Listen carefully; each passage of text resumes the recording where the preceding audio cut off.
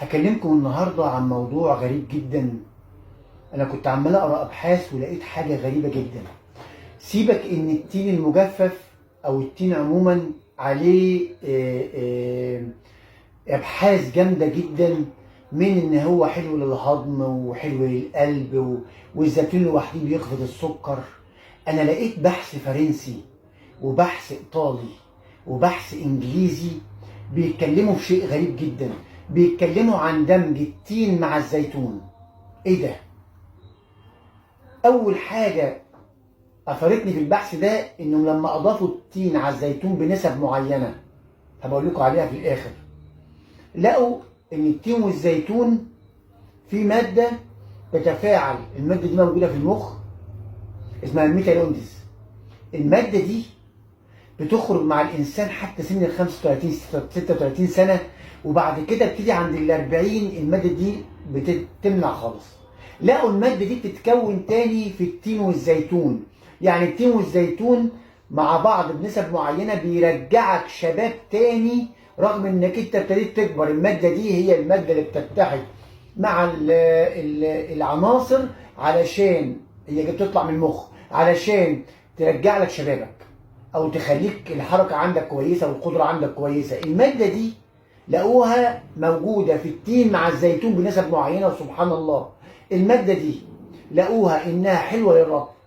الماده دي حلوه للتوحد في الكبد لانها بتتفاعل مع العناصر الثقيله وبتلقيها بره الكبد اللي الكبد ما بيعرفش يعمل الحركه دي لوحده. كمان الماده دي فيها سيلينيوم، فيها زنك. يعني سرطان البروستاتا او السرطان اللي بيحصل للثدي للسيدات لوجود الزنك والسيلينيوم، او السرطان اللي بيحصل في المهبل، ده كله بيمنعه. كمان بيعمل حاجات جامده جدا ان الاتنين مع بعض بدل ما بيعلي السكر بيخفض السكر. تقريبا ماده اسمها الكروجين حاجه زي كده. الماده دي بتخفض السكر بدل ما تعليه. الماده دي اللي في التين وفي الزيتون، الماده دي بتشيل لك الدهون الثلاثيه، بتزود لك الاتش دي ال في الكوليسترول الكويس فيكسر الكوليسترول الوحش ال دي ال في الكبد فالكوليسترول يقل جدا. ماده فعلا سحر، يا ريت الكل يبتدي يستعملها. الماده دي عباره عن لو خدنا حبه من التين هناخد 7 حبات من الزيتون وما يكونش مخلل زي ما احنا بنعمله خام. تمام؟ ممكن تاخدهم مع بعض بنفس النسبة 1:7 يبقى 2:14 كده، وتحطهم في زيت زيتون وتخليهم في مكان ضلمة، وبعد 40 يوم تقريبا بتطلعهم وتاخد منهم بنفس النسب. هتلاقي انك بترجع شباب جدا.